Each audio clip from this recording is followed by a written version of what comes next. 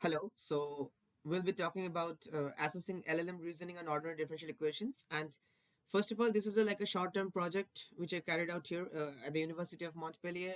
It's part of my, let's say, a fun side project. You could say it's not really rigorous scientific project or anything. So I'll be just presenting you some results, but these results are just results. Now we have not analyzed them quantitatively or using some standard methodologies. This is not supposed to be uh, like a real science project. Although I do want to, kind of work more on this, more seriously on this in the future. I mean, this was just, let's say, cooked up in less than 2 weeks, actually 1 week, if I'm more precise. Now, so first of all, thanks to my supervisors, Professor Ovidio and Dr. Gabriel, so they for their insights and like from day one to the mm, to this presentation. I mean, because this entire idea would never have come to me without them. I mean, they really made me see that artificial intelligence in education, in academia, it's something which we can no longer ignore. I mean, it's no more just a fancy new technology which we shouldn't be using. Maybe some scientists are using it, so they're the bad guys. It's not like that. In fact, right now, I believe we should, in a way, encourage the use of AI in research, in not just research, also in education and academics, but of course in a responsible manner. And that's very easy to say, but that's not so easy to realize in practice. So what I mean by that is that artificial intelligence can really speed up the process, because without artificial intelligence, if humans have to take care of every detail, everything, then it's really time consuming. So I think it's not a mistake if we use AI for the mundane, for the routine work which we know how it's done, but we just want to save some time. And these are the routine works in the sense that these works usually follow some specific rules and algorithms, and there's already a lot of data about this on the internet, so that the chances of the AI hallucinating is very less on these kind of tasks. I mean, go ahead and use AI there. It's not a problem, because as a researcher, you should be spending more time on new ideas rather than just the formalities, and that's how it ideally should be, although it's not so easy in practice. But yeah, so for instance, when I am doing my research, for instance, as part of my internship here at University of Montpellier, I'm currently studying, um, let's say, not all the details, but it's more or less a biophysical modeling of DNA segregation in bacteria, not eukaryotes, but still, I mean, it's a pretty complex process. There's a lot of self-regulation and a lot of different cycles, a lot of loops. I mean, it's a very good project which sits at the intersection of experiments, biology, and of course physics. But the thing is that if I, for instance, want to use AI just to, let's say, I have written a code already which does some, let's say, Monte Carlo simulations of some polymers and stuff, and I just want to modify the code to, for instance, just to give an example, to change the boundary conditions. For instance, in the original code, I have modulo n. Let's say I have periodic boundary condition.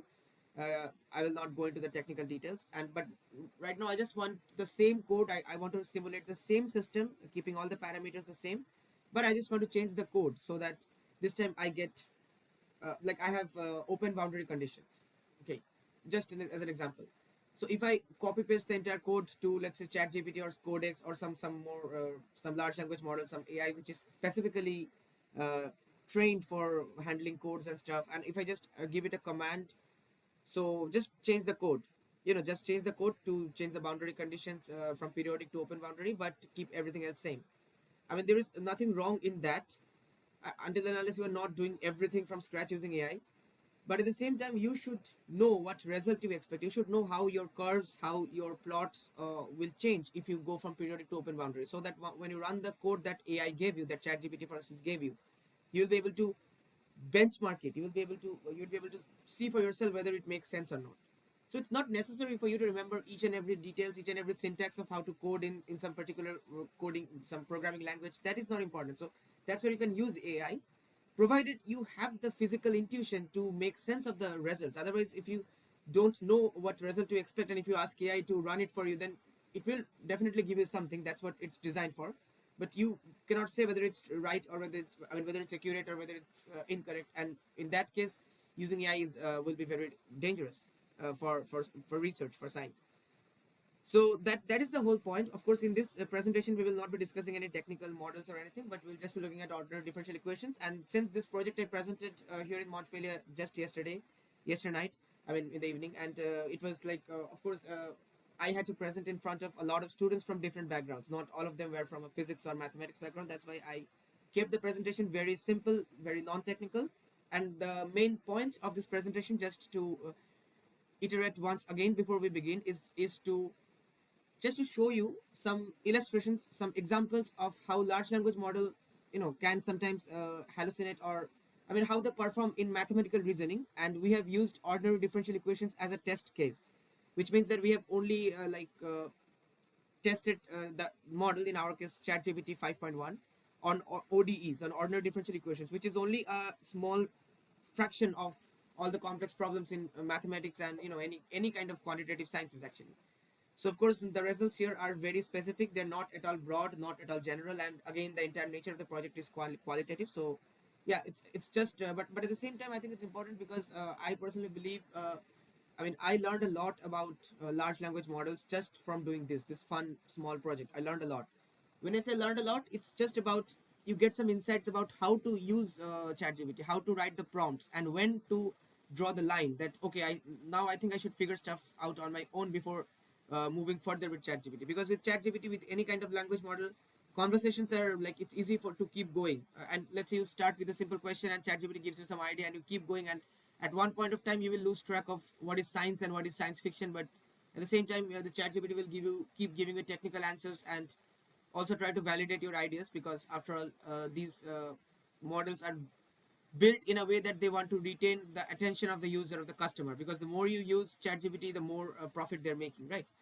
But at the same time, that's very dangerous from the scientific perspective, because you don't know whether it's telling you is right or wrong. And if you go too far into some technical topic without first learning for yourself the basics, then at one point of time you will lose the ability to, let's say, to compare your ideas, like how accurate they are in real science. And ChatGPT will not be able to help you there. ChatGPT will only be able to, you know you know what I mean. So yeah, okay, let's go. So yeah, just once more. So it would be an interesting idea to test what I have done with using different models as well. But for here, for this project, all I've done is I have only used ChatGPT 5.1 model. I've not used any kind of, let's say, for instance, Google Gemini or even Perplexity AI. None of that. I have only used ChatGPT 5.1, which is again a big limitation of my, of let's say this project, if I can call it a project, because all the results I have presented are ChatGPT 5.1. So I've not compared it with other large language models, so I cannot really say how general these trends are. So because ChatGPT 5.1 is not the only LLM, although it's a pretty popular one, no doubt. Yeah, I mean, from what I've heard, Google Gemini, for instance, it does a better job than ChatGPT to retrieve information from the internet, like original information. But when it comes to, you know, creating conversation, like almost a human-like conversation with, you know, I mean, of course, you can personalize ChatGPT. But I think ChatGPT gets the edge there, and even mathematical reasoning. I mean, I was pretty surprised.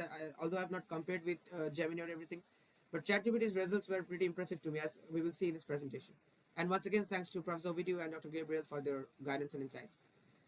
So first things first, the what, the why, and the how. Well, I think I already told you a bit, but just to make it more precise, what we're trying to do in this presentation, in this, let's say, project, is systematically test the ChatGPT 5.1 model on tasks related to ODE, ordinary differential equations. And we have done this using textual prompts, visual plots, I mean using different methods. So if we just focus on how we have done it, so I mean just the methodology. So of course, this is not quantitative analysis, or not any like standardized scientific analysis. This is, everything is qualitative at this point.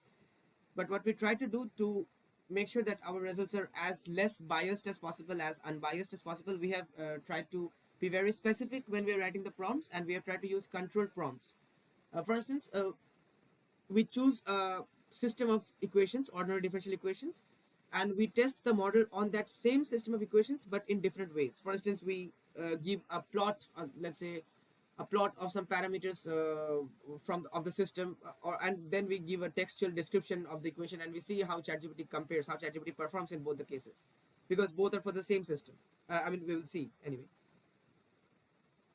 And why is this important? Well, LLMs are being increasingly used in scientific research, and much of scientific research, especially in the fields like physics, mathematics, modeling, biophysics, statistics. I mean, much of this kind of research actually is based on differential equations. Differential equations is a very powerful tool to model a system which is evolving with time and depends on a lot of parameters, a lot of shows a lot of behaviors. It's a very powerful tool, and since LLMs are being increasingly used in research, I think it's very important. There is no doubt it's very important to understand their mathematical reasoning and how can they visual like how can they interpret visuals. I mean, pictures, scientific pictures. I mean, and also blind spots in the reasoning. So that's what's important because it's essential. Right now, the way things are going with AI, it would be very unrealistic to say that we should absolutely stop using AI in research. Absolutely not. I mean, even I use AI in research in parts, and it's not. I don't think it's a bad thing. If you know the result that you expect, then you can use AI to speed up the process. But at the same time, if you do that, if you're doing that, you should be aware of the blind spots, and you should always check the result for yourself, because of course AIs can make mistakes, and more importantly, AI will never uh, easily admit the mistake. It will always try to, like, sound confident, because an AI is not built to be a research assistant. An AI is built to make profit out of you, so it will try to capture your attention, and it's, even if it doesn't know the answer to your question, it will not say I don't know. It will try to conjure up some nonsense answer, but present to you in a very convincing, very, let's say, very confident manner. So which is a big danger if you are using AI for scientific research. Okay, next.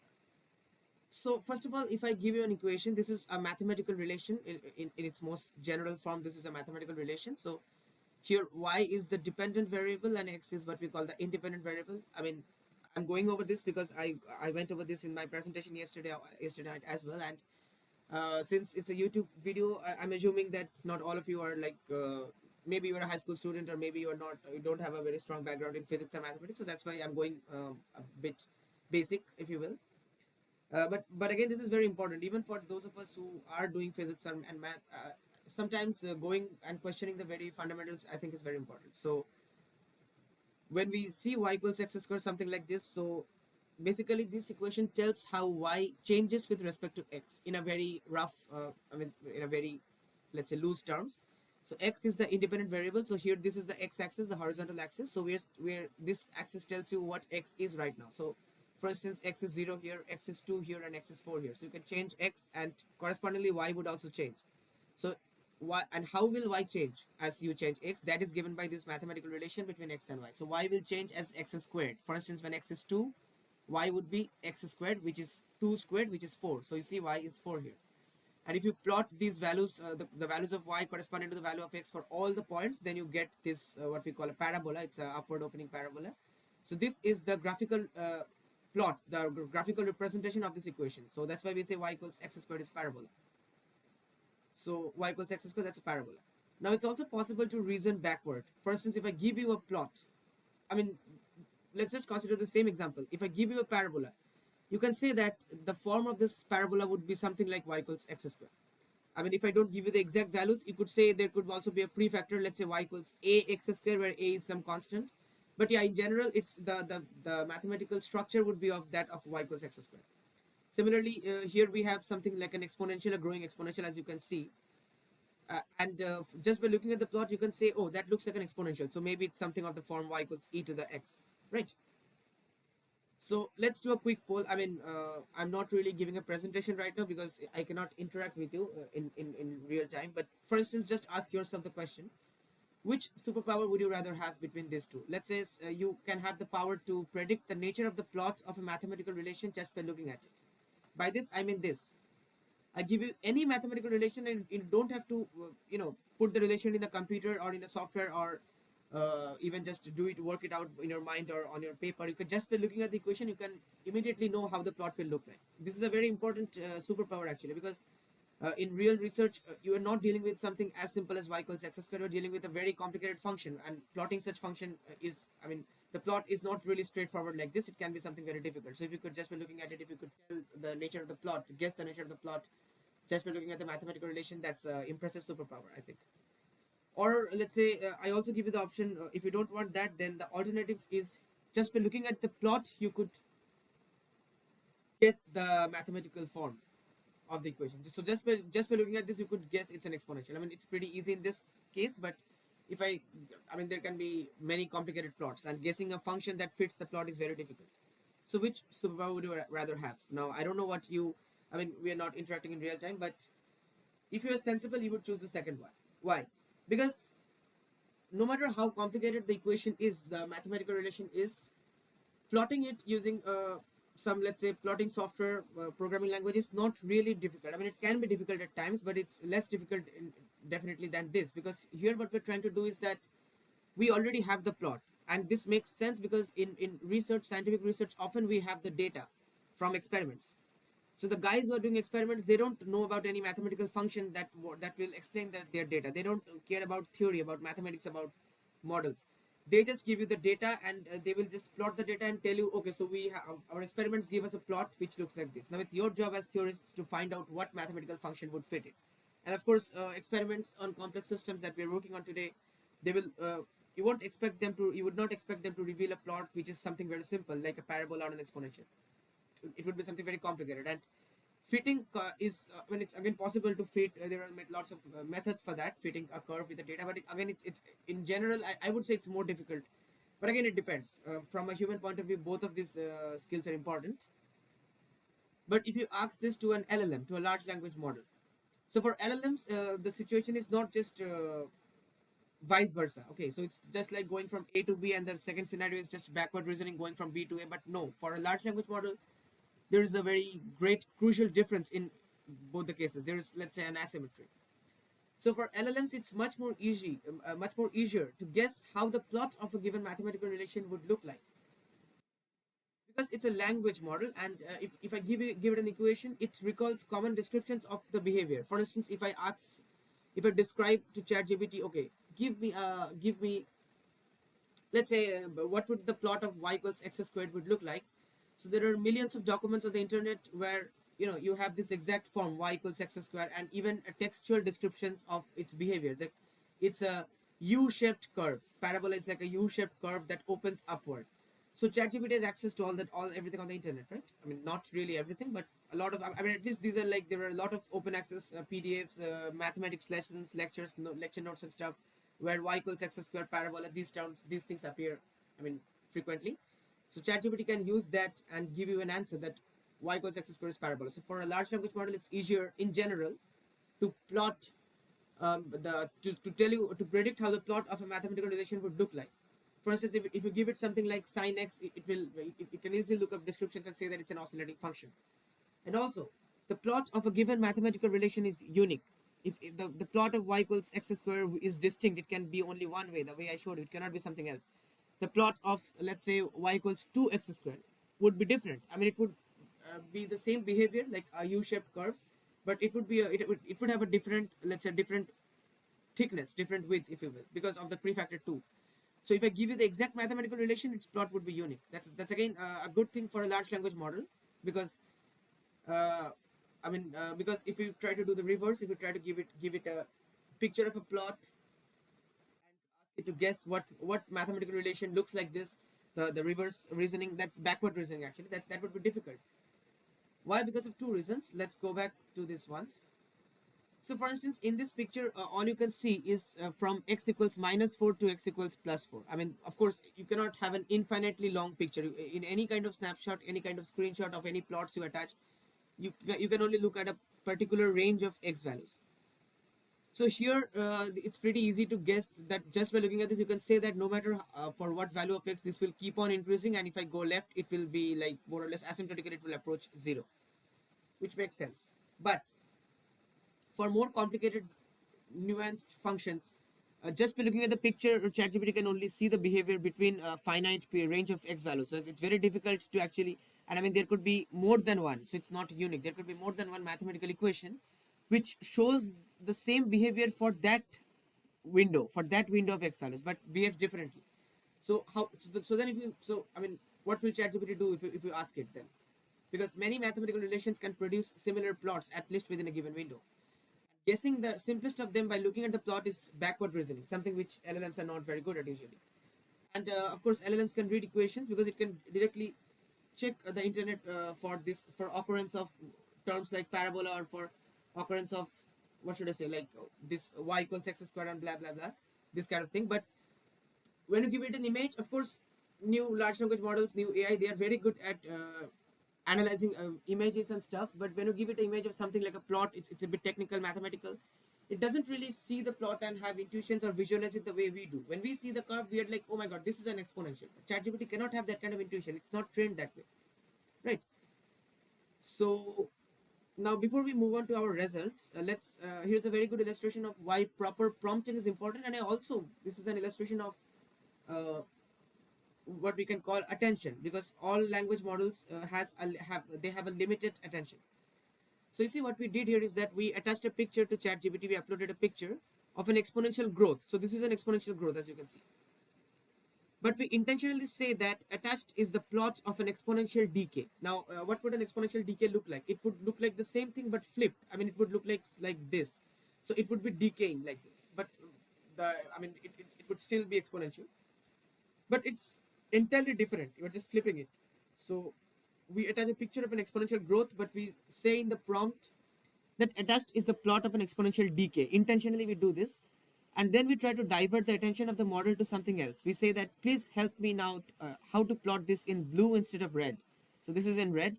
I ask you to plot it in blue. So now the point of doing this was that, will ChatGPT identify this mistake when it's not being asked to? Because here we are not asking it to identify. If I just upload this picture and ask it, it's an exponential decay and an exponential growth, it will tell you in 1 second that it's an exponential growth. But here we are not asking it, we are not focusing its attention on that. We are kind of trying to divert its attention to something which is, for instance, this thing, this how to plot this in blue instead of red. You see, ChatGPT actually missed this important part, because in the prompt the emphasis was on something else. So it gives me all about Desmos makes this super easy. You just need to change the style of the expression. Here's how to turn that curve blue instead of red on Desmos. But it doesn't tell you anything about this apparent contradiction, that you're giving me a picture of an exponential growth, but you're calling me exponential decay. Are you sure everything is right? It doesn't tell me anything like that. Now, when I explicitly prompt it, just in the next message, that so it's in the same thread, the same chat, in the next message, I ask it that, was it actually an exponential decay, by the way? And then it is able to correct itself that no, the plot is not an exponential decay, it's actually an exponential growth curve. And here's a remark, a small remark, that even though the image was uploaded only once, we didn't re-upload the image in the second message, but of course it was in the same thread, it was in the same chat. And ChatGPT even has some correlation, some memory with its other chats also, the recent models at least, in my experience at least. But yeah, so even though the image was uploaded only once, the model could still discuss it later. It could still go back to the image and analyze it once again and say that no, it was actually an exponential growth. So that means it has something which we might call short-term working memory. Now, since we'll be focusing on ODEs, first of all, what is an ODE? So if you don't, if you just, this is just for the, let's say, the ones who don't know what an ODE is. And of course, it's an ODE is a very important, very rich system, very rich, let's say, way to do science. If you know what I mean, it's uh, okay. In short, I can say that it's not at all trivial. It's not something like this is very easy to people who do physics and math. So I'll just go over the basics. Not like that. Even for us, ODEs are an integral part of the research we're doing, especially nonlinear ODEs and stuff. A simple ODE can capture a wide range of rich and interesting behavior, and it's not at all trivial. It's a very useful tool. But yeah, for now, what I can give you is that maybe the best way to look at ODE is that it's not a dish; it's a recipe.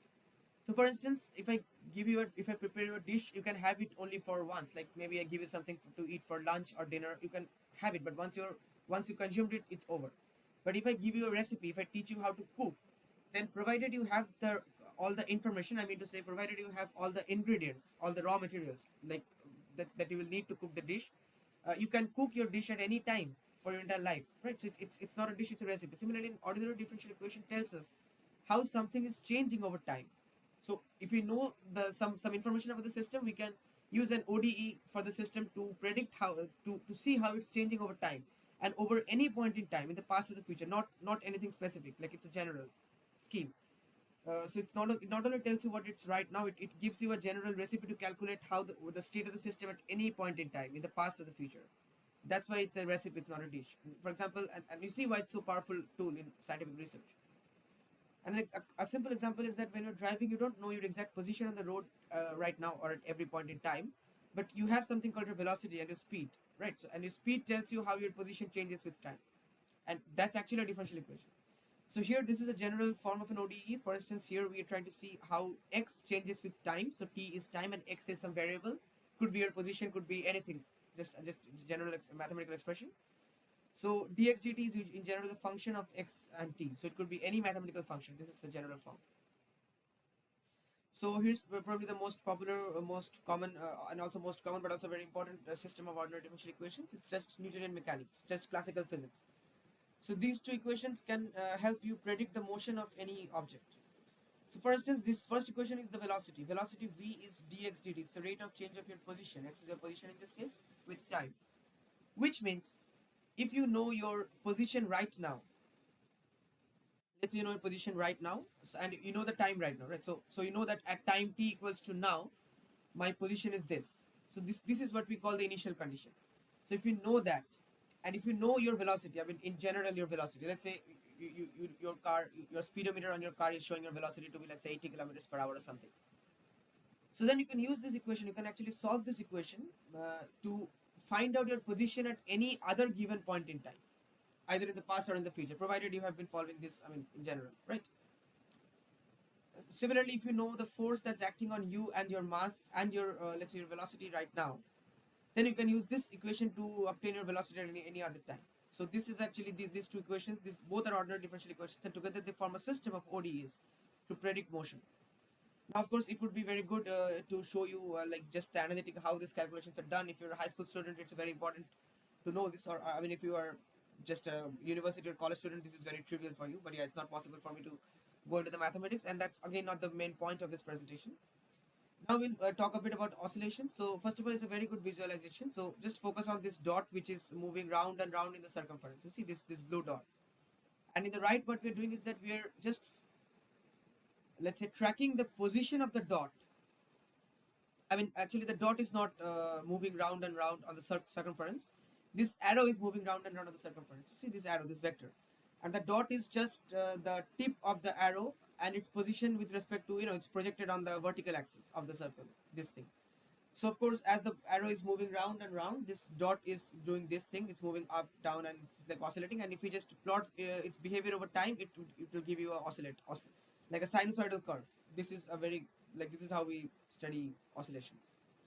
So these are the equations of a simple one-dimensional harmonic oscillator. So this is we are just following the same Newton's laws, but now in place of F, you see we have a F here. So now in place of F, the force, we have the form of the force. We know how the force depends on the position for a simple harmonic oscillator. It's negative kx. It's a restoring force. So basically, it's just like a spring, right? If you try to pull the spring too far from its from its original position, it will try to come back to its original position, like just like an elastic. So it's like that's why the negative sign. It's a restoring force, and more the farther you want to pull it, the more quickly it will want to go back with a higher force to the original position. That's why it scales with the distance, the displacement actually. So if you use this expression and the same equations, you end up with something like dy dt is minus omega squared x. And here for simplicity, we have chosen omega to be 1. Omega is a physical parameter actually. It's the frequency, angular frequency more precisely. And you get dx dt equals y. So actually you get a double, I mean you get a second order differential equation because force, Newton's law tells you that force is, I mean for instance, if you see here, force is mass times acceleration. So acceleration is first order differential equation. This is first order in time, dv dt. But velocity, the v itself is first order in position, dx dt, first order derivative in position. So if we put dx dt here, so this becomes ddt of dx dt. That's actually d. So in position it becomes second order. So it's d2x by dt squared.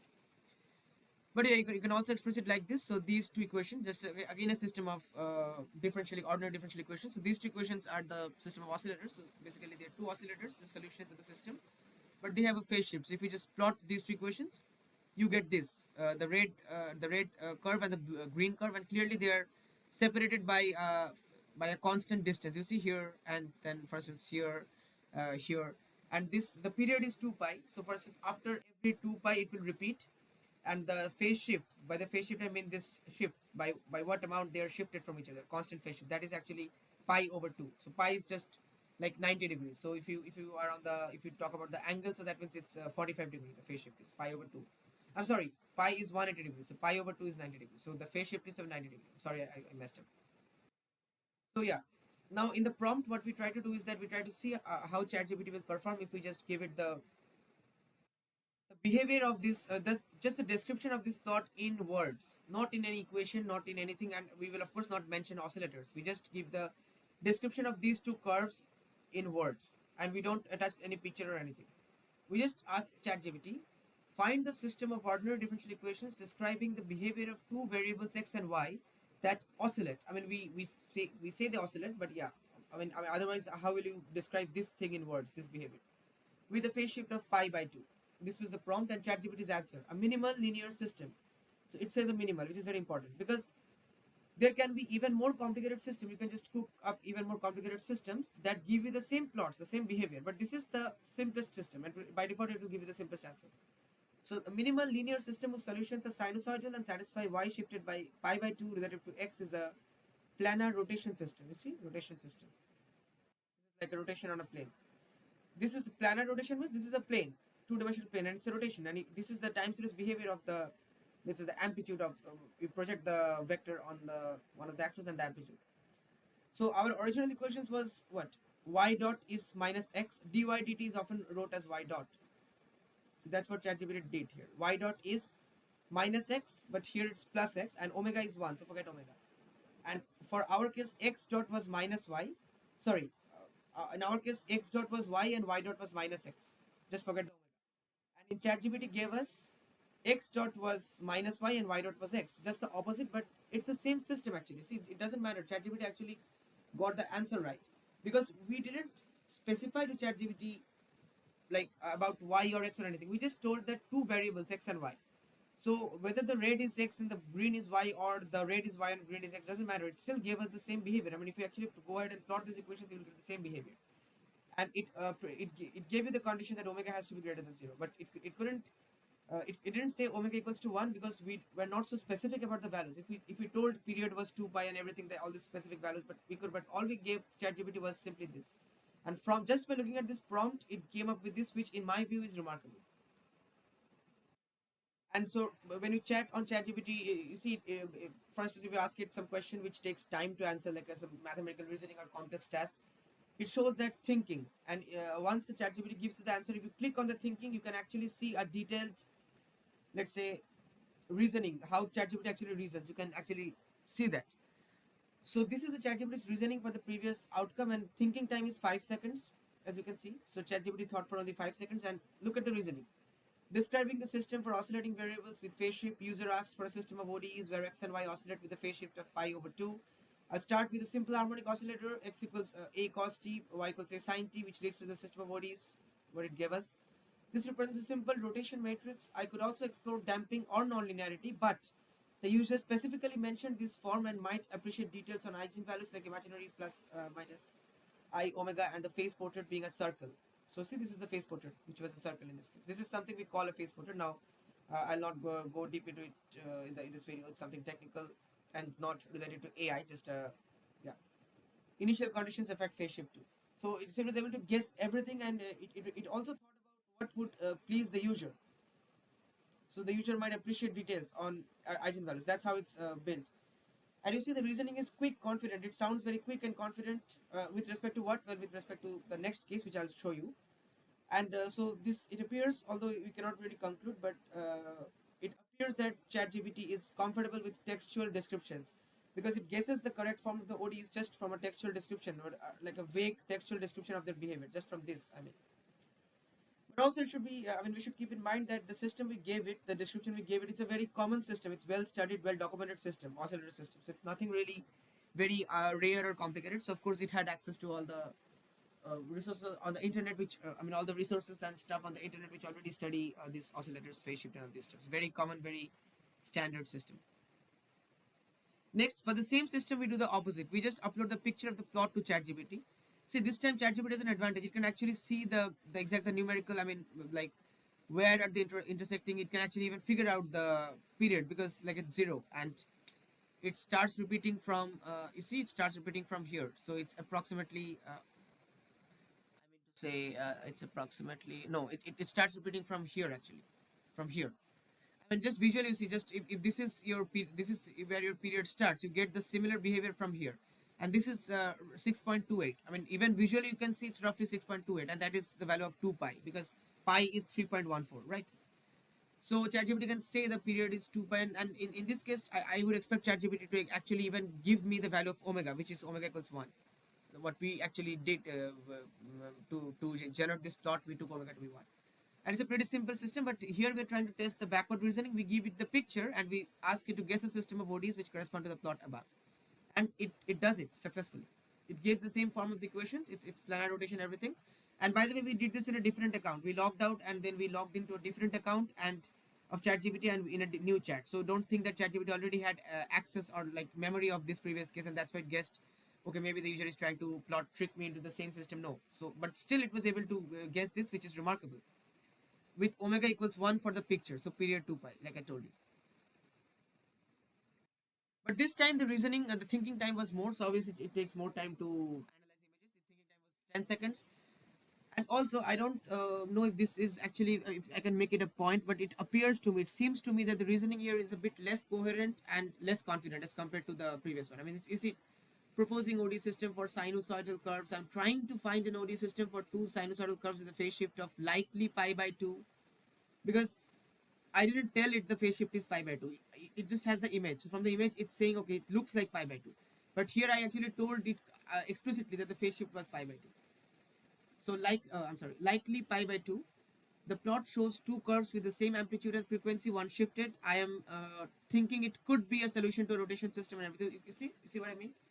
Which means it's not as comfortable with images. Even though it had all the data, I mean, it was able to guess that omega equals 1 by visually analyzing the phase shift from the picture. Now we would like to delve a little bit more, like a little deeper into ChatGPT's visual reasoning capabilities. So the question we're asking right now is, how accurately can the model infer quantitative details from plots just by looking at the pictures of the plots? Like estimating the exact phase shift between two nearly overlapping sinusoidal waves just by looking at the image. So in this image, both the red and the blue plots, they are almost overlapping. They're very slight difference. So I want to see how ChatGPT can actually analyze this difference just looking at the image.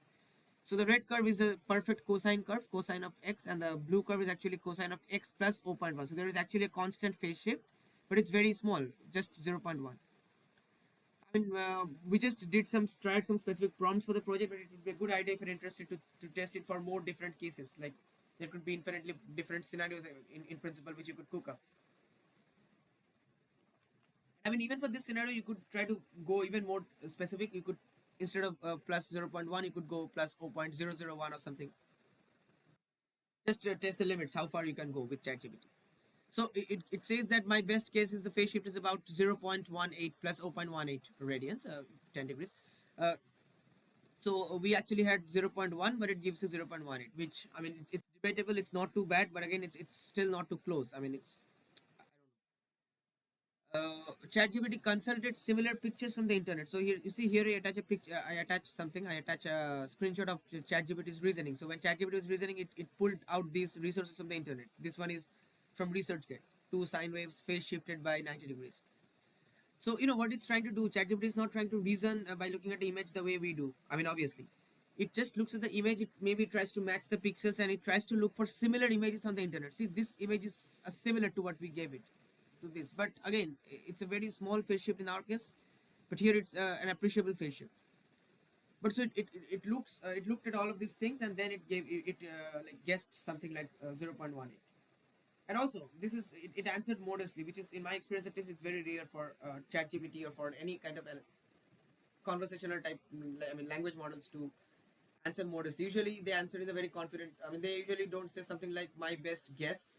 But again, here I think this only shows that it's not very good when it comes to processing mathematical images, like reasoning mathematically from looking at a plot and this kind of thing. And that would be even more apparent if we talk about the next example. So here we did that.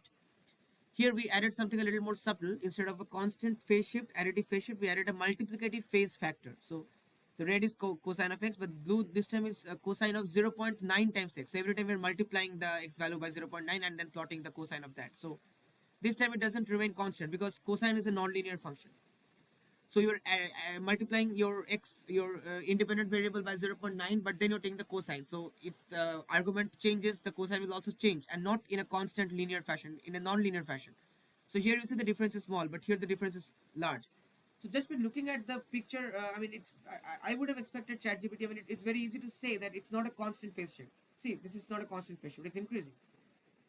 So maybe a multiplicative phase factor would be a good guess, but ChatGPT unfortunately is not able to guess it in the first try, in the first attempt. It guesses a phase shift of plus 0.6, red curve lagging behind the blue. All that is okay, but it still gives it still assumed a constant phase shift, like the previous case, a constant additive phase shift, even though our plot clearly shows otherwise. And it drew out some pictures. For instance, in picture, it's a constant phase shift.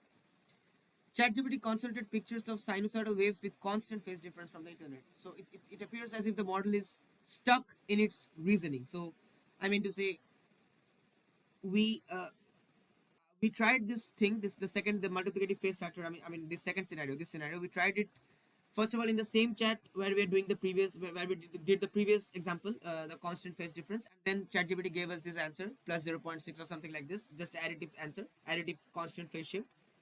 And we thought, okay, so maybe ChatGPT has some memory, so maybe since the previous question was actually an additive phase constant phase shift, maybe due to some bias, ChatGPT is still thinking that way. So maybe it's a bias for this particular conversation.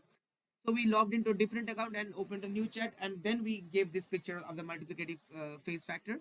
Even then, it was not able to like predict. We tried the same prompt in a different chat on a different account. ChatGPT still assumed a constant phase shift.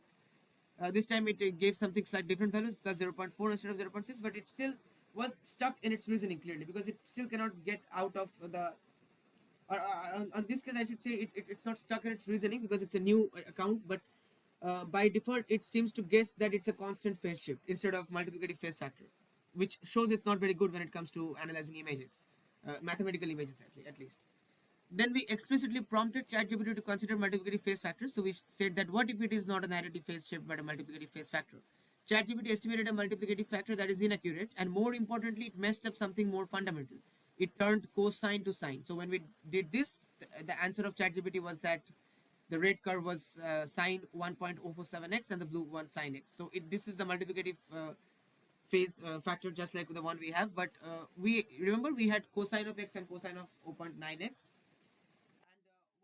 what I'm concerned about is not this factor. It's fine, but it changed the function sine to cos, and this is, I mean, cos to sine, and this is not, this is, see what we gave was this. This is the cosine plot. That's why when we are at zero, it's not zero. I mean, when x is zero, the cosine function is not zero. It's one. That's a characteristic of cosine, right? But for sine, here we have plotted what ChatGPT gave us. So this is how ChatGPT read it. This is what we gave ChatGPT, and this is how ChatGPT read this. So here we plotted this sine of x, and sine of 1.07x, and you see for a sine function it passes through 0 comma 0. I mean, when x is 0, the function is also 0. So it's a fundamental difference, but ChatGPT missed it. We gave the same picture, and we diverted its attention to multiplicative phase factor, and it gave us a multiplicative phase factor, which somewhat looks like this, because it's increasing, the difference between red and blue is increasing with time, as you can see here and here, the same thing, but it's not really accurate. At the same time, it did something which is even more like non-negotiable. It changes the cosine to sine. Okay, now let's look at nonlinear oscillators. Now this is a very non-trivial and very rich, interesting system that we study in physics. It's called Adler's equations more precisely, and this is a very good system. Very, and it might look simple, but it's very complicated actually, because sine is a nonlinear function. So this equation is actually not a linear equation. It's not linear in theta. But yeah, we are not interested in learning about oscillators in this presentation. Our purpose is assessing large language model reasoning on ODEs, ordinary differential equations. So this is the equation, and this plot you can see, it's the plot. It's what we call a phase portrait actually. So by the phase I mean it's a plot of this entire thing, d theta dt. So on the vertical axis we have d theta dt, and we're plotting it as a function of theta. So we're plotting it as a function of this theta. So you expect that it would be a sinusoidal curve, because we have sine theta, and negative means okay, just some difference, but it will still visually look like a sinusoidal curve. That's what we have, and the a is some constant, and omega is also just a shift. So because of omega there will be a shift. I mean to say, if you plot just d theta dt versus theta, and if the equation was d theta dt equals minus a sine theta, so minus is just with the, I mean, if it was just sine theta, so you would expect it to start, I mean, be symmetric about the, so for instance it's symmetric in the sense that this is the horizontal axis, and it goes up and down, so it's about the horizontal axis in a way, right? But here you see the blue curve, it's above. The entire of it is above the horizontal axis. The orange curve is just touching the axis, and the green curve is okay. This is because of this omega factor. It's a phase shift. I mean, it's a vertical shift actually. And so physically, omega is your frequency. So omega controls how fast you're oscillating, and a is your a is your damping constant, if you can say so, because we have a negative sign in front of a sine theta. You see, negative sign. So that means go back to our slides. I mean, yeah, this one. Yeah. So let's say this is an oscillator which is oscillating on the phase circle. So if we increase the value of omega, it will ask you to do it even faster. So it will ask you to speed up. And if we increase the value of a, since it's the damping, there's a negative sign. It will ask you to slow down. So a will tell this arrow to slow down, and omega will tell it to speed up. And that's why we can have three cases, three interesting behavior depending on just by comparing the values of omega and a. So if omega is greater than a, we would have this blue curve which is above the horizontal axis. So that means it's a very like you can say d theta dt is highly positive, right? So it's a very fast oscillation because here we're plotting d theta dt. If it's orange is the critical case, so here omega is exactly equal to a, where we have the orange curve, and for the green we have omega is less than a. So yeah. So if omega is less than a, that means a will dominate, so the oscillator will slow down and it stop and converge to a fixed point on the circle. I mean, over time. It's a very interesting system. I mean, this Atlas equations to study phase slips and this kind of thing on the phase circle. So yeah, so we just uploaded the picture, and of course, is an interesting remark. We removed all the text, like the axis labels, the plot titles, etc. We removed everything from the image before we upload to ChatGPT, because of course, if there was already the text that this is d theta dt and this is theta, the ChatGPT would have immediately guessed that it was an oscillator and maybe something like this, because this is again not a new equation which I made up. It's this equation has been studied. There are resources on the internet that ChatGPT can possibly look up. So we upload the picture and we ask it to guess an ODE that generates the above plots for different values of parameters, and it gives us something like, I mean, it's able to guess that it's a sinusoidal curve with a shift. So plus C is the shift. So it's more or less. I mean, I'm happy with it because so this is the general solution. So ChatGPT says that it's a sine something plus C. So let's say C is the omega. So we have plus omega and we have minus a sine something. It has plus a sine something. Something means it's just theta, right? So yeah, okay, and I mean it also. So in general, the equation is the same form. I mean, I would say it did a good job, ChatGPT, and we then tried to just to test the visual reasoning and the visual abilities of the model. We tried to we use asymmetric parameter values. For example, when omega is very great, as like omega is much greater than a, but omega is only slightly less than a. So, for instance, we create a similar plot. I'm sorry, we create a similar plot, but right now the blue is way above. Like for instance, the blue is here, and the gap between the blue and the orange is huge, but the gap between the orange and the green is not so huge. So that kind of situation. But even then, ChatGPT was able to. I mean, it gave similar answers even then, right? And now, if we look at the time series of theta, so the previous plot we looked at was the plot of the phase portrait, basically the plot of d theta dt as a function of theta. But now, this we are looking at the plot of theta as a function of time.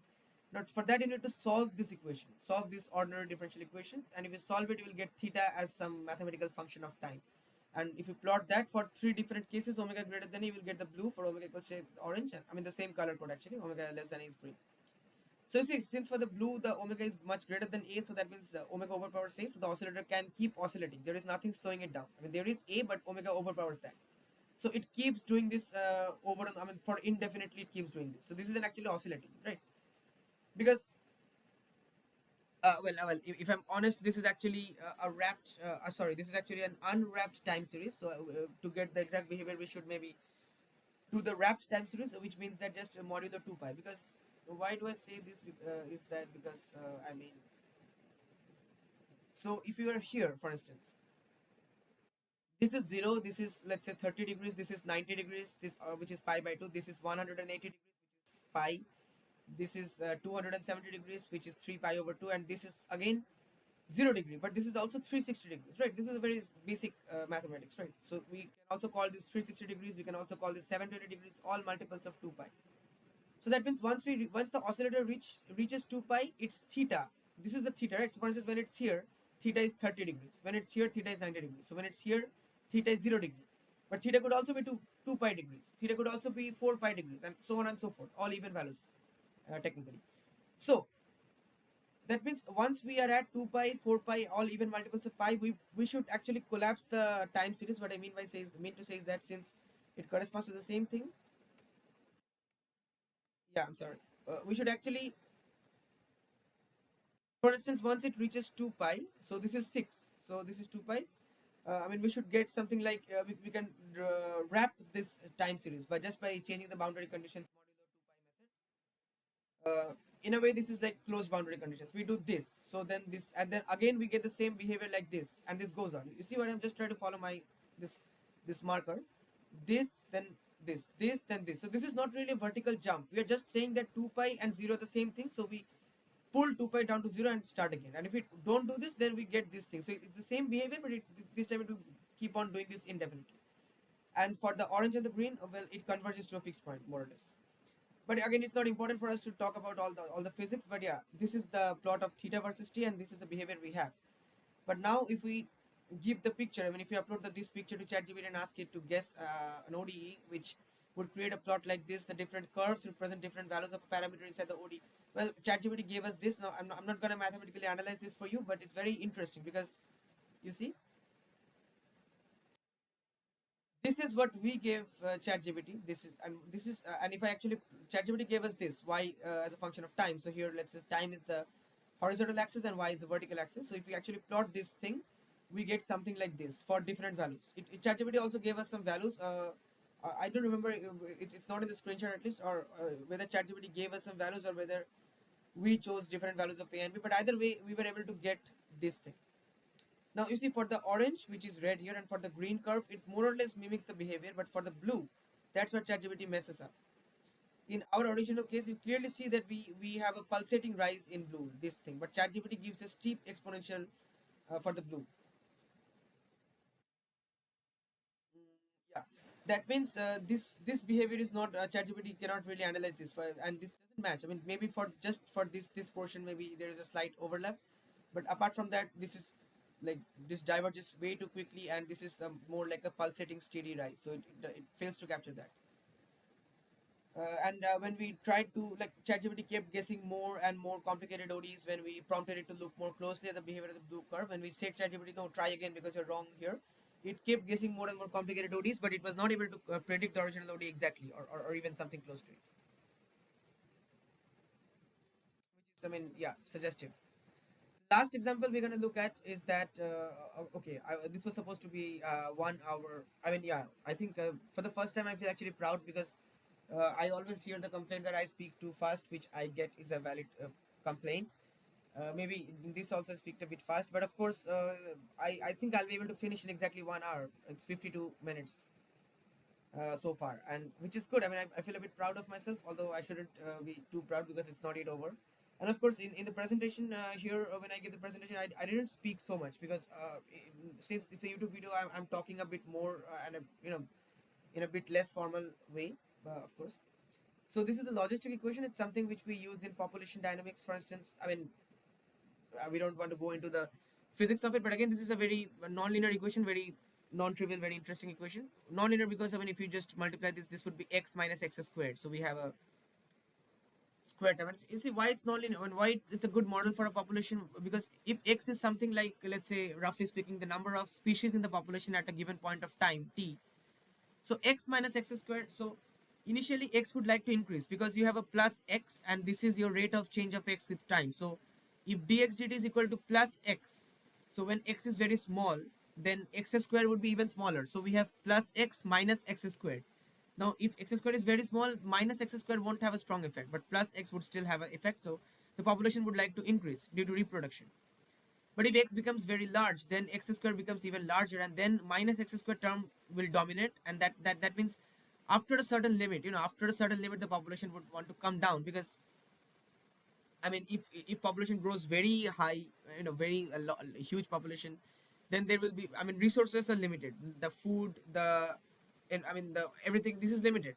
So then within the population, the species would start killing each other, and then it would the population will again decrease to like it's kind of like a self-regulation, if you will. So it will remain within bounds.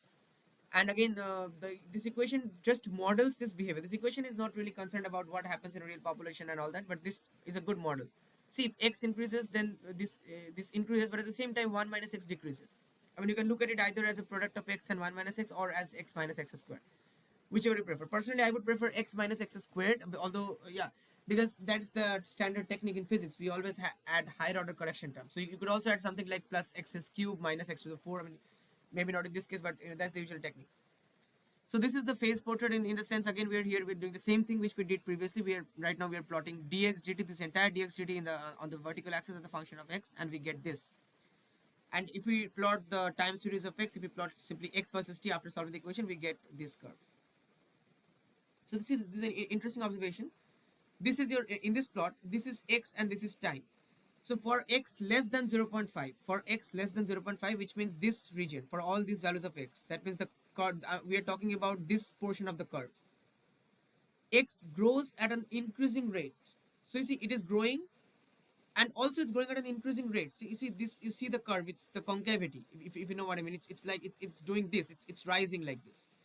And here for x greater than 0.5, it's again growing. You see, it's not coming down, it's still going up, so it's growing. But right now it's growing at a decreasing rate. You see, it's doing this, so it's doing this here. So it's growing at a decreasing rate for x greater than 0.5, and for x less than 0.5 is growing at an increasing rate. And it saturates at 1. It never goes beyond 1. Obviously, because if x is equal to 1 in this equation, then 1 minus 1 is 0. So this entire equation becomes 0. So dx dt is 0 at x equals 1, and dx dt 0 means simply because that means x is no longer changing with time. So once you're at 1, you fix there, saturates there. So this is the behavior, and this you can call it an inflection point, x equals 0.5, because inflection point, because at this point the behavior changes, because below the point it's this curve, it's curving upward, it's increasing at an increasing rate, but after this point it's increasing at a decreasing rate. So that means this is a very good, this would be a very good textual description, only in words, without an equation, a description of this plot. But let's see how ChatGPT handles this. No, well, we described this, but we asked ChatGPT to plot this actually. Write an ODE for x that for all initial conditions x less than 0.5 first grows with increasing velocity, then increases and stops at x equals 1. For all initial conditions x greater than 0.5, it grows with decreasing velocity until it reaches x equals 1. So we describe this behavior and we ask ChatGPT to give us this thing, this ODE. Now it's up to us whether we want to plot dx dt versus x, or whether we want to plot x versus t. So ChatGPT gave us an ODE. Dx dt is let's say sine pi x. This is what ChatGPT gives us. And so we don't want to solve the ODE, so I mean it would be simpler just to look at the dx dt versus x plot, so that we can compare with this green. So if you plot what ChatGPT gave us, we get obviously the sine thing, and let's compare now. So this is what ChatGPT gave us, the red curve, and this is our actual green curve. Now it may seem like ChatGPT did a very poor job. Well, yes, in a way, but at the same time, you see, within 0 and 1, within the in this region, just just between 0 and 1, on the time, sorry, on the x, for x between 0 and 1, because right now we're looking at the plot of dx dt versus x. So this is the x-axis and this is the dx versus dt axis. It behaves the same way qualitatively. What ChatGPT gave us and what we actually have. So it increases, then decreases, and then maybe the amplitudes differ, but yeah, the same behavior, which is because we described this in words, right? So here's the prompt: write an ODM. Anyway. But outside this region, in our case, it strictly decreases, just like a downward parabola. But for ChatGPT, it oscillates. So we prompt ChatGPT to explicitly rectify this, that we don't want an oscillation, we want decreasing function even outside 0 and 1. But it keeps generating extremely complicated results when we did that. And it thought of the logistic equation, it thought of this exact model which we had in mind only after we specifically asked it to look for models in population dynamics. Because in population dynamics, the use of the logistic equation is like very wide and, let's say, well documented. So all of this shows us that LLMs don't really think or understand. They look for uh, hold on for a bit. I think I need to plug in my PC. I'm really sorry. Otherwise, this might crash at any moment, which I don't want. It would be a waste. I think we're good to go. So LLMs don't think or understand. They look for relevant stuff and put together an answer that's likely to be correct. So if LLM were able to think or understand the way we can, I'm sorry. It's happening. Yeah. Yeah. If LLMs are able to think or understand the way we can, then by looking at the plot, the LLM would try to think where is this behavior observed in nature, for instance, and maybe like it's increasing then decreasing saturation and all this. But it doesn't. It just tries to give the first and maybe the most simple mathematical expression that comes to its mind, that just satisfies the condition in the prompt, roughly. It doesn't care about anything else, and if you try to force it, it doesn't really do a good job at guessing the exact context of, like, for instance, the logistic equation. And this is just the last example, but we looked at a lot of examples in this presentation, and all of them collectively suggest that, yeah, collectively it's almost inevitable, this conclusion, that LLMs don't think or understand. They just look for relevant stuff and put together an answer that's likely to be correct. That's all. So in conclusion, of course, these are not. Maybe conclusion is a too strong a word, because all, as you saw for yourself, the analysis we did was purely qualitative, and yeah, but we can still like make a few points. So LLMs often overlook errors and can get stuck in their own reasoning, which is true. We saw this. LLMs perform best on well-studied and highly documented systems. Try to give it something even more obscure. Maybe you just invent a differential equation by yourself, and see what it does, which is no like a very complex one which is not available on the internet. I'm pretty sure it will hallucinate. LLMs seem to have finite effective attention, sometimes losing global context in complex reasoning tasks. We saw this twice when it changed the cosine to sine when we diverted its attention to multiplicative phase factors instead of additive phase shift, and also when in the very beginning when we uploaded a exponential growth but called it exponential decay, but diverted its attention to something like changing the color of the plot on Desmos or something. Finally, it's always important to talk about the limitations. So the limitations of this is that there are a lot of limitations actually. First of all, unreliable reproducibility, because we only first of all we only tested on ChatGPT only. It would be a good idea in the future to test this more systematically on more other models, other AI models. Then there are model updates. These AI models, every other day, every other week you have a new update, so maybe these results will become obsolete after a few days. And then again, there is the user customization bias. Well, since I use ChatGPT from my account and I have maybe you use it from your account, so ChatGPT responds slightly differently to all of us. Now it's very unlikely that that would really affect the mathematical results, but it's still it could. So we never know. That's why it's a limitation of the current methodology. Let's say a good example is, for instance, you see here how it responds, and because see, was it an exponential decay, by the way? Nah, that plot is not an exponential decay. It's actually an exponential growth curve. So this is a bit personal, but maybe because I like to chat with ChatGPT in that tone, or maybe I have just given ChatGPT. In the prompts, not the prompts. I'm sorry. In the what do you call it? If you go to settings, there is an option to personalize your ChatGPT the way you want it. From your account. Maybe I did it to keep things sometimes conversation, like I'm talking with a real person or something. Maybe that's why. But this is not. Maybe if you would ask the same question to ChatGPT, it will not respond in such a playful manner, which doesn't change the result. For instance, even in that case, even in your case, even if it doesn't say "na" at the beginning, it will still tell you that it's not an exponential decay; it's an exponential growth. So that's why we would not expect this to be a huge problem, since we are doing mathematical reasoning. That's our advantage. But at the same time, just I think we should keep that in mind, and at least it's a possible limitation, so that's why it's a limitation. Then prompt bias. We used like manually written prompts, and while we tried to keep the prompts as specific and as, let's say, relevant as possible, to reduce hallucinations, but still it was not standardized. And the most important limitation is that since we claimed that we are studying LLM reasoning on ordinary differential equations, well, it's a huge landscape of ODEs, and we tested only very few types of ODEs. So from this, we really cannot draw any general conclusion about about LLM reasoning on ODEs. Now, before we end, maybe I shouldn't have gotten overexcited in the middle, because it's 1 hour and 3 minutes. Yeah, still, I think I'll end in 1 hour and let's 6 minutes or 7 minutes. So this is a very interesting paper. If you want, you can take a look. I've given the link here. It's called, or you can just search it yourself. AI Feynman, a physics-inspired method for symbolic regression. So if you're into neural networks and this kind of symbolic regression, it's kind of, there are lots of regression methods. Linear regression being the most popular, for instance.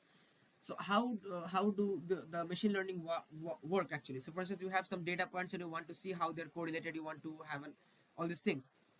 So what they did here in this paper was that they developed a rigorous algorithm based on neural networks. So this is much more complicated. It's not just a fun project, of course.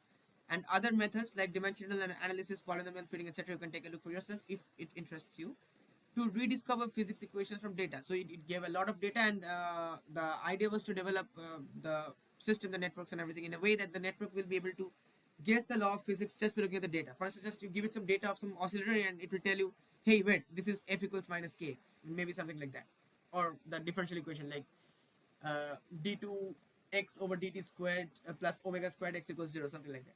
You see what I mean? So but of course, here they followed a very technical, very specialized approach, because they wanted, I mean, they had something in mind. They wanted to rediscover physics equations from data. So that was the, if you can call it a bias, so let's say that was the motivation, or that was the bias which was driving their research. So that means they didn't just randomly throw the data at AI or some neural network and ask it to guess the physics equation or something. They actually fine-tuned a bit, from what I understood, at least by looking at the paper. They put some, let's say, guardrails, some different methods, like I mentioned, some dimensional analysis and polynomial fitting. And also they narrowed down the class of functions, which I didn't. I just for instance, what I did was I gave it a picture. I gave ChatGPT a picture, this picture, and I asked it to guess an ODE, but I didn't tell anything about like what the like anything about the functions. If I were more specific, like, okay, look only for quadratic functions, I mean, look only for algebraic functions, or look only for trigonometric functions, that would have been a huge help to ChatGPT, but I didn't. And they did, I mean, they didn't do exactly this, but they still broke down the cases and did that. So yeah, and it was a very successful, which is not surprising, I mean, at the end of the day, because they were very specific about it. The AI was able to guess with like remarkable accuracy and everything. But in this short project, our approach and our, even our motivation was different. So we were not trying to, improve how LLMs handle ordinary differential equations, or just to prove anything or anything, but prove anything or something. What we tried to do was, I mean, rather than using a specialized and technical approach, we have qualitatively explored how a general purpose LLM like ChatGPT like handles such tasks spontaneously, because ChatGPT is not specifically designed for ODE analysis or mathematical reasoning, not the free version at least. And I mean, lots of students, most students use ChatGPT for math, for, I mean, for this kind of thing, most of us. So that's why it's important. It's interesting as well as important to study this. But of course, our study was qualitative, and as I showed, there were a lot of limitations. But even keeping in mind all these limitations, biggest limitation is probably reproducibility. If you run the same prompts from your account, you might not get the exact same results. And science, the methodology of science, I mean, the scientific method is very, like, very stern, very strict on reproducibility. If it's not reproducible, if it's not falsifiable, it's just speculation. It's not science. But yeah, but even despite all these limitations, we still get an idea of where, why, and how LLM reasoning falls short when analyzing ODEs from both textual descriptions and images of plots. So here are the two key takeaway messages. I would say that the takeaway points would be that, yeah, as you can see, never trust an LLM for mathematical reasoning, for anything actually. But this is even more. I mean, this is the part where which I focused on. Never trust an LLM for mathematical reasoning. Always check if it makes sense yourself. Now, does this mean it's a wrong? It's wrong to use AI for some help in mathematics or anything? No. The question is not whether to use AI. Definitely, you have to use AI if you want to survive in today's. But the question is how to learn to use it responsibly and not blindly trust what it says. So I just gave you some illustrations of how AI reasoning fails, and how you can develop your intuition to see where it if what the AI gave you is correct or incorrect. But of course, that also depends on the exact problem you're studying. So yeah. So anyway, at the end of the day, I think this leaves us with enough insight to you know encourage the use of AI in a very regulated and responsible manner. But yeah, discouraging the use of AI entirely, I think that's again not a very practical approach. So yeah, I think that's all. I think I should stop now. It's 1 hour and 8 minutes already, 1 hour and 9 minutes if I'm a bit more precise. So thank you so much, and I would love to know your thoughts on this.